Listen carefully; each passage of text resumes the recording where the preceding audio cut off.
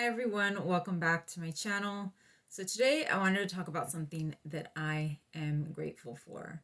So right now it is the holiday season. It is December 2021. And so I just kind of wanted to, I guess, focus on something more positive. I don't know if I really do that very often. But I recently discovered another channel here on YouTube of someone with a similar condition. Her name is Bartonella Babe. She's here on YouTube. And I recently discovered her channel and was watching some of her videos. I mean, our channels are nothing alike. She's very funny and she's really, silly and goofy, but very, very, very informative. And I'm none of those things. I feel like I'm nothing like that. She definitely puts a lot more effort into her channel than I do. But one of the things that was very striking is the amount of pain that she's in and how severely her illness has affected her. And you probably wouldn't even be able to tell based on her demeanor and how she acts on the channel. And that's not to say that she doesn't have severe pain. A lot of times we use humor to mask our pain or, mental and emotional suffering. And that's just how some of us cope. But I started to watch her videos, and she talks about her I guess her journey, the different treatments that she's done, and how her illness affects her. And one of the major symptoms is pain. And she describes how she can't like sit, like she can't lean back and sit, like just these very strange things that you would take for granted. And she can't do those things because of pain. And that's how badly pain can affect some people. I have been very fortunate to not have an ongoing severe amount of pain. Now, that doesn't mean that I've never had severe pain and that I've never experienced severe pain. It also doesn't mean that I will develop severe pain somewhere down along the line. And I will talk about that a little bit later. Um, every time I see, I see someone else that's chronically ill on YouTube, or I also read a book recently about another person who has Bartonella infection, and he talks about the pain that he was suffering with, um, just like a relentless kind of pain. Every time I hear a story like that, I feel a lot of gratitude. And it's not, I don't mean to kind of like rub it into those of you that do have severe ongoing pain. I just am very grateful for that, because compared to other people with the same diagnoses that I have a couple of different diagnoses, and both of them are very painful conditions and can cause severe pain. And I have been fortunate enough that um, I'm not one of those people, or that I have been able to manage my pain um, with whatever interventions my doctor has given me. Diet, um, I don't know, meditation that might help, and the medication that I'm on. And I there are moments when it's like, gosh, I don't know what's worse. Like, would I rather have pain than have the food sensitivities? Like, would I rather be able to eat whatever I want, um, and have pain, or would I rather not have pain and be very limited in what I can eat? Sometimes you start thinking in those terms. When you see someone else, it's like, oh, they can eat whatever they want, but they have pain. They're not severely underweight, but they have pain. And so I do get into that, that headspace sometimes, where it's like, well, would I rather just have pain? Um, but when I have had pain, for example, this past summer, that's when I really start to see how desperate you become when you are in constant pain. So I have talked about this recently, where um, this past summer was challenging. I think like it was about a 3 to 4 month flare. And one of my doctors thinks that it was triggered by some kind of an infection that I had. And I've had intestinal spasms in the past. That's one of my symptoms, and neck and shoulder pain and stiffness. Those were sort of newer symptoms that I was experiencing a few years ago before I started on the medication that I've been on for a few years. And I was doing really well. The pain had stopped, or it had come down, enough for me to be comfortable. And I mean, I'm not perfect, but I was managing. And I had this flare, which was just out of the blue. I don't know. I can't imagine why an infection, like, it wasn't even like a major infection, would trigger months a flare, but it did. And so I had I think they were like intestinal spasms, basically like abdominal pain for, I think, close to 3 months. And then as that started coming down, it went all the way up to my neck and shoulders. And that was like, I think, 3 weeks. It's, you're not in the same amount of pain the whole entire time. It kind of like starts down here, it goes up, it peaks, and then it starts to kind of slowly go down. So it's not something that, for me at least, it has not been severe pain throughout, but it still takes a very long time for it to taper off. And when I had that situation, I started thinking to myself, my first thought is it's never going to go away. My mind always goes there to, catastrophic thinking. And I was like, it's never going to go away. It's never going to stop. It's been going on for 6 weeks, and, with no end in sight. And eventually, after a few months, I seem to come back down to my baseline. And it's incidents like that that make me very grateful that I don't have severe pain all the time, because a lot of other people do. They have pain. That's their primary symptom, is just having pain all the time, every day, every hour, every minute, to the point where they can't even sleep because of the pain. There's even a term for that. It's called pain insomnia.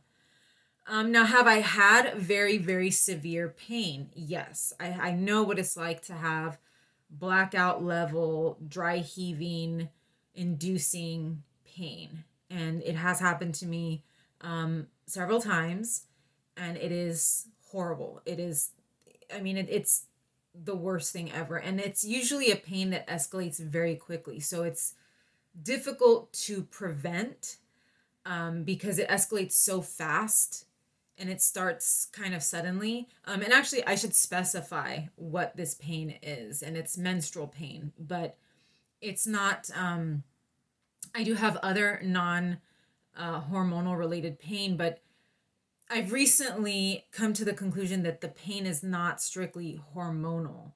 And the reason I have come to this conclusion is because I have been on medication for about 3 years at this point, and as time has gone on, that menstrual pain has improved.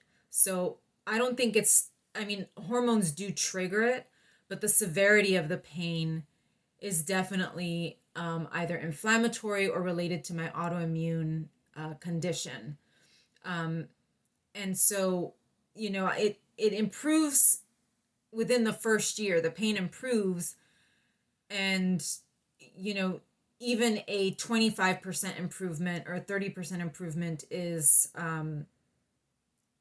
great. After the first year, I didn't think that anything else was going to happen further down along the line. I figure, you'll see the improvements maybe a year and a half into a new medication. And right now I'm at 3 years, and in the last 4 months, my menstrual pain has come down. I have not experienced such low pain during that time of the month, probably since I was in high school. It's been decades at this point. And so I know that this is illness related. It's not, and yes, there are women that experience very severe menstrual pain, but for me, I know that this is related to my illness, because why would the medication help with that? And I do have other kinds of pain. I do have like joint pain that will flare up if I eat something that I'm not supposed to be eating. For example, dark chocolate or gluten, that kind of thing. those things are easier to control for me. I can, I have a restricted diet. I know what my safe foods are. Granted, there's not very many of them, but that kind of pain I can manage it. It was sort of the menstrual pain that could get very, very out of control quickly. I mean, very, very quickly, sometimes without a warning. And when I start thinking about that, and when I think of people that have that kind of pain just all the time, regardless of, their hormones or anything else, or diet, or even physical exertion, I do start to think to myself, I am very, very lucky that, I've never had to suffer in that way. Now, that doesn't mean that I won't in the future. And as I have discovered these other people, for example, this girl, Bartonella Babe on YouTube, and I've heard other stories from other patients, I know that I can still develop this kind of pain in the future if my health continues to decline, which it's still kind of on a very slow decline. Some things have improved, some things have not, some things are stable. But I'm not naive to the fact that I can still have that kind of severe pain. I didn't, I was hopeful when my menstrual pain came down, but I thought that it was a fluke. And I told myself, unless it is consistent for several months, um, you know, don't count on it going away completely. Just I don't get my hopes up, because I know that sometimes it's just a fluke. Sometimes you just have a good month, and it's like eating something and not having a reaction, even though it's not a safe food. It could just have been a fluke. And sometimes there's also a cumulative effect. So, after 4 months and seeing that the pain continued to go down, I was like, okay, this is concrete improvement. This is a real thing. But it doesn't mean that it can't get worse again, or that I can't develop pain in another area of the body. And that has happened. Um, I'll have flares that could last like a year, in certain parts of my body. Um, I notice that sometimes I'll have shoulder pain, and I can't determine, if I ate something or if I did something that triggered that pain. Uh, my legs seem to be especially vulnerable. My ankles, my knees, they kind of get stiff, or they'll hurt sometimes. So I'm very conscious of the fact that even though I am lucky, I can still go for a 40-minute walk every day. But should I do that all the time? Is there a time when I should just say, why I'll just stay home. I'm just relax. My legs were a little sore. I should just stay inside, even if they're not in a ton of pain. Why would I want to take it there? Why would I want to get to a point where they're in more pain? So I am conscious that things can change. And that being said, I still continue to look into other treatments. Um, and I've talked about this, the stem cells and exosomes, and, there's other, regenerative medicine type stuff. And I know that it has helped other people with their pain. For example, this Bartonella Babe, she has been doing exosomes, and it has helped with some of her pain, and inability to use like her hands and stuff. Um, and then sometimes I tell myself, well, I don't have that level of pain. I don't need that type of therapy. Like, I'm not in as much pain as she's in. I don't have the type of, you know, movement dysfunction that she has. But I remind myself, you could have that.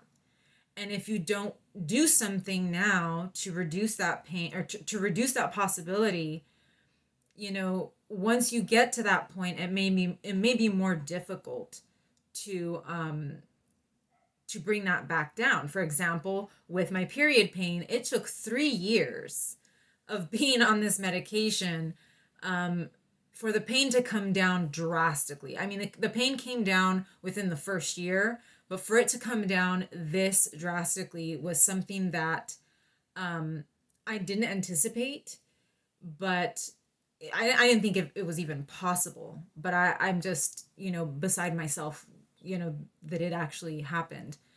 And so looking towards the future and telling myself, look, you don't want things to get worse. And I have to continue to maintain my diet and a healthy lifestyle, but what else could I incorporate into my, medication regimen, is there anything else out there that could possibly help or possibly keep me from getting to that point? And so I have been looking into all of that, and I do, even though I am grateful, I do remind myself of the fact that a lot of these things can can be gone tomorrow. And so I try to be grateful for it today. I try also not to catastrophize over it, because I do tend to do that as well, but I do try to be grateful in the moment and say, you know what, this is good, and let's be happy about this, but let's also try to maintain it and stay this good. So that's what I wanted to talk about today. This is kind of more of a personal video, I guess, because it's not really, it's just talking about my own feelings, and it was just something that really, it hurts me for other people, when I hear other people in the chronic illness community talk about how much pain they have.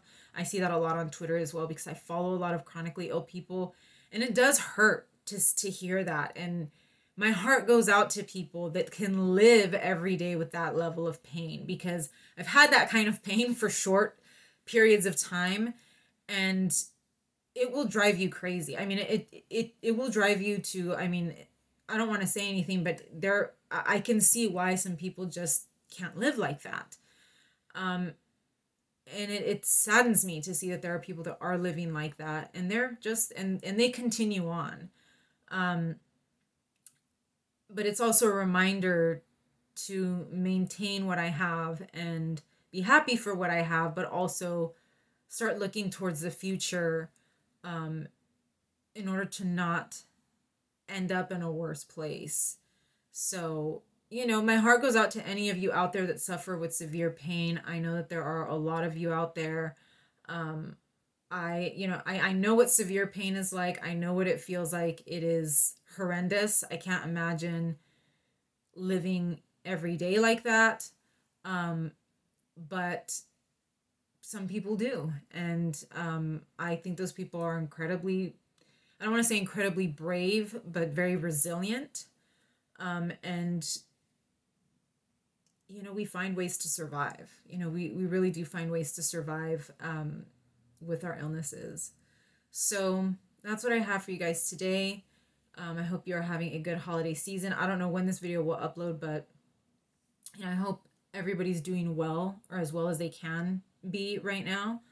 And I hope that things get better for everyone, to be honest. I really do. Better for myself, better for everyone out there, because this is, being sick like this all the time is just, it's not fun, especially during the holidays. I know a lot of people get depressed during the holidays. I have adapted. I kind of like the holiday season, but I know for some people this can be a rough time of year. So that's what I have for you guys today. Please like and subscribe, and I will see you again soon. Take care.